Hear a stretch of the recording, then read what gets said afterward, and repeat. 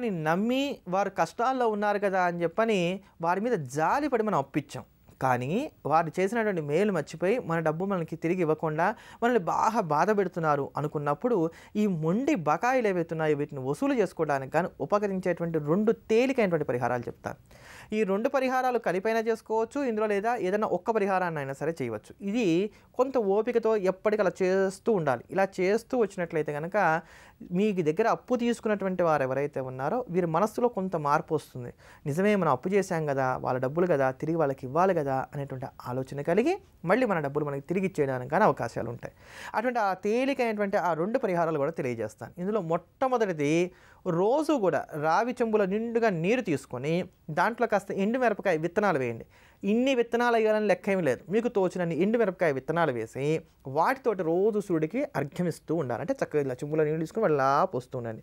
ఎండు మిరపకాయ విత్తనాలు వేసి రావి చెంబులో దాన్ని నిండుగా నీరు పోసి రోజు సూర్యుడికి కూడా అర్ఘ్యమిచ్చి ఓం ఆదిత్యాయ నమః, ఓం ఆదిత్యాయ నమః, ఓం ఆదిత్యాయ నమః అంటూ మీరు ఎంత జపం చేయగలిగితే అంతే చేయండి. చేసి మీకు రావాల్సిన ధనం, ఉదాహరణకు 1 లక్ష రూపాయలు రావాలనుకుందాం. స్వామి, నాకు 1 లక్ష రూపాయల అప్పు నేను తిరిగి ఇవ్వాల్సింది ఏదైతే ఉందో అది నాకు వచ్చేసేయాలి, నేను ఎదుటివారికి ఇచ్చినటువంటి 1 లక్ష రూపాయలు నాకు చేరాలి అని చెప్పని సూర్యుడికి నమస్కారం చేసుకోండి. ఇలా ప్రతిరోజు మానకుండా చేస్తూ ఉండండి. త్వరలోనే మీ జాతకరీత్యా ఉండేటువంటి యోగాలను బట్టి మీరు ఇచ్చినటువంటి ధనం ఏదైతే ఉందో అది తిరిగి వస్తుంది. అలానే ఇంతకన్నా కూడా శక్తివంతమైనటువంటి మరో పరిహారం ఏమిటి అని అంటే, 4 రోట్ల కూడలు ఉంటుంది కదా, ఈ 4 రోట్ల కూడల దగ్గరికి వెళ్ళి ఆ 4 రోట్ల కూడల్లో 4 ముఖాలుగా వెలిగే విధంగా దీపారాధన చేసి రావాలి. ఇది కొంచెం కష్టం.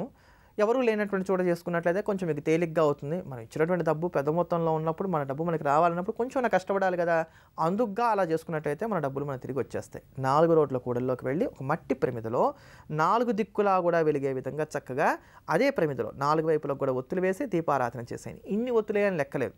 కొంచెం గాలి ఎక్కువగా ఉంటుంది కనుక, ఓపెన్ ప్లేస్గా ఉంటుంది కనుక కొంచెం ఒత్తులు 4 బలంగా వేసుకోండి. బలంగా వేసుకొని ఆ దీపాలు వెలిగే విధంగా జాగ్రత్త తీసుకోండి. ఆ దీపాలు కూడా ఇన్ని నిమిషాలు వెలగాలని లేదు, మరీ వెలిగించిన వెంటనే ఆరిపోకుండా కాస్త జాగ్రత్తగా వెలిగే విధంగా జాగ్రత్త తీసుకోండి. ఇలా ప్రతిరోజు సంధ్యా సమయంలో చేయాలి. ఇలా ప్రతిరోజు సంధ్యా సమయంలో చేస్తూ వచ్చినట్లయితే మాత్రం ఇది చాలా ప్రభావవంతమైనటువంటిది. మీరు ఇచ్చినటువంటి ధనం ఏదైతే ఉందో అది చక్కగా మీ దరి చేరుతుందని చెప్పుకోవచ్చు. ఇటువంటి మరిన్ని అద్భుతమైనటువంటి పరిహారాల గురించి తెలుసుకోబోయే ముందుగా శనివారం ఈ శుభవేళ మనందరం కూడా భగవద్ అనుగ్రహాన్ని కలగజేసేటువంటి హనుమాన్ చాలీసాని శ్రవణం చేద్దాం. ఆంజనేయ అనుగ్రహానికి పాత్రలమవుదాం. జయ హనుమాన్ జ్ఞాన గుణ సాగర, జయ కపీశ తిరులోక ఉజాగర, రామదూత అతులిత బలధామ అంజనీ.